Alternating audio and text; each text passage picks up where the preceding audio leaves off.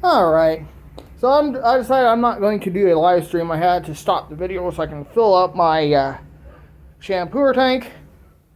So let's see what we're going to do in the living room now.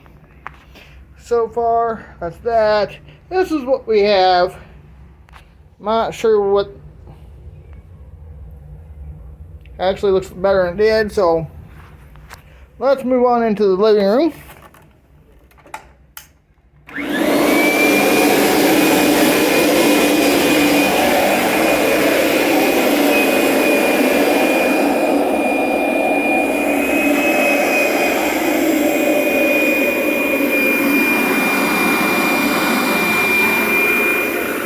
There we go.